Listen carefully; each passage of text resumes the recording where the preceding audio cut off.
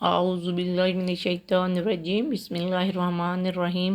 السلام علیکم ورحمۃ اللہ۔ سورۃ النساء آیت نمبر 39۔ وَمَاذَا عَلَيْهِمْ لَوْ آمَنُوا بِاللَّهِ وَالْيَوْمِ الْآخِرِ وَأَنفَقُوا مِمَّا رَزَقَهُمُ اللَّهُ وَكَانَ اللَّهُ بِهِمْ عَلِيمًا۔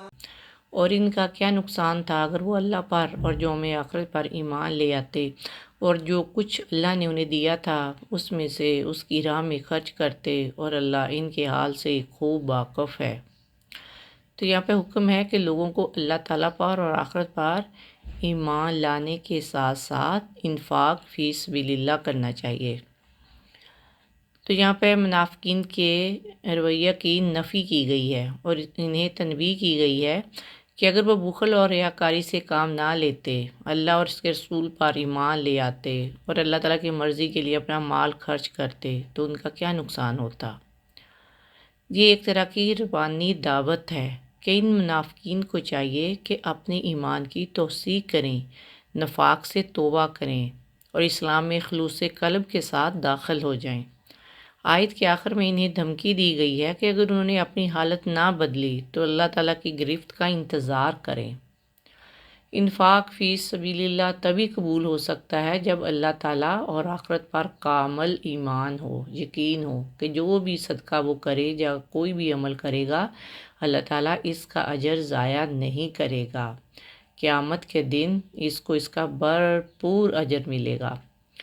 سیدنا علی رضی اللہ تعالیٰ عنہ سے منقول ہے کہ انہیں کسی کافر نے کہا کہ جس آخرت پر تم ایمان لاتے ہو وہ محض ایک مفروضہ ہے جسے تم یقینی طور پر ثابت نہیں کر سکتے، پھر اس مفروضے کی بنا پر مختلف قسم کی پابندیاں اپنے آپ پر عائد کرتے ہو، مال خرچ کرتے ہو، دنیا کی ہر طرح کی لذتوں سے محروم رہتے ہو، یہ تو سری نقصان کی بات ہے۔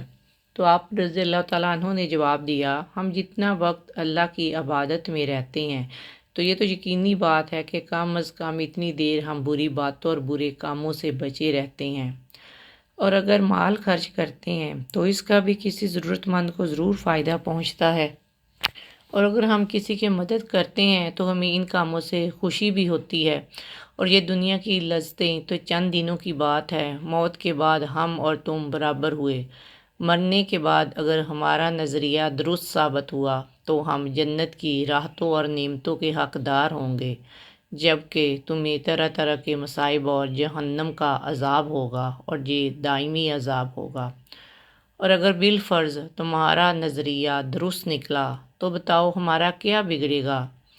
لہٰذا اچھی طرح سوچ لو، خطرے میں ہم لوگ ہیں یا تم لوگ۔ یہ سن کر اسے ہوش آ گیا اور وہ مسلمان ہو گیا۔ اللہ سبحانہ وتعالیٰ ہمیں بخل، بزدلی اور ہر طرح کے فتنے اور قبر کے عذاب سے بچانا۔ اللہم انی اسألک حسن الخاتمہ، اور ہمارا خاتمہ اچھا کرنا۔ آمین یا رب العالمین۔ جزاک اللہ خیر۔ السلام علیکم ورحمۃ اللہ وبرکاتہ۔